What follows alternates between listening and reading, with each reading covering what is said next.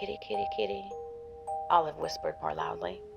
The cat was now looking into the vanity mirror. Its reflected green eyes clanked at Olive for a split second. "That's not my name," it said. I grew up in the middle of nowhere. Life in North Pole, Alaska brought a childhood full of adventure, always fishing, four-wheeling, or camping. However, as I grew older, my favorite adventures became fictional. I was a quiet, reserved child who struggled with bullying and kept few friends. My sanctuary remained a beanbag in a cramped closet, flashlight in hand, and a good book. Reading became an escape, a portal into adventures I wasn't brave enough to go on. My mother shared my love of stories, reading my sister and I nightly before bed. I will never forget how she would so effortlessly bring the characters to life with just a change in voice. My dad would pretend not to listen, but couldn't hide the occasional remarks and inevitable snores from the neighboring couch. Eventually, I stopped talking to the other kids at school. The pressure to fit in was unbearable, and my anxiety began to boil with every conversation. So I would drown myself in stories and let those fears melt away. However, with each book, I learned new lessons.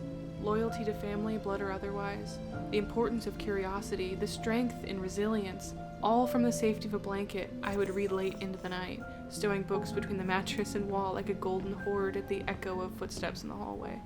By middle school, I began to crave outside connection, but every attempt at friendship was short-lived due to cross-country moves, an unfortunate commonality for my hometown.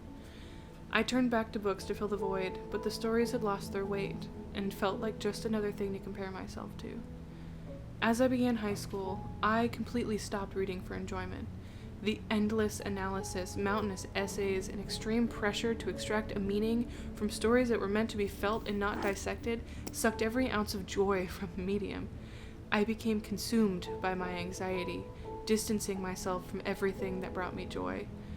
I stopped pursuing new connection for fear that they'd leave me. I trapped myself in a whirlpool of fear with seemingly no escape. When I was at my lowest, around 14, my parents lent me the family camera for a class. When I looked through that lens, everything changed. Photography became a new escape, capturing everything and anything that told a story. People, nature, objects. I found solace in it. And with it came a new perspective. For the first time in years, I was in awe of the stories that I could find instead of those created for me. When my teacher saw my photos, he encouraged me to try video production, and everything just clicked. I became infatuated with how things were framed and lit, the influence of color, and how they all combined to tell a story without the need for words. Cinematography felt like my purpose, and though I still struggle, anxiety became fuel for my ambition.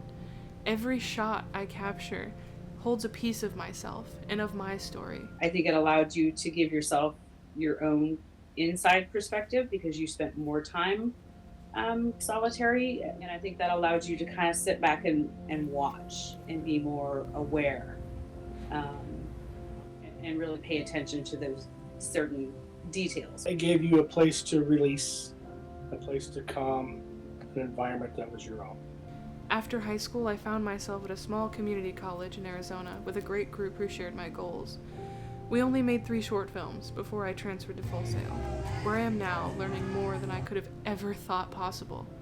Now I get to share my stories and allow others to find meaning in the stories and experiences that shaped me. I will always be that kid hiding in the closet with just a flashlight and a good book, desperately trying to make sense of the world through a different lens.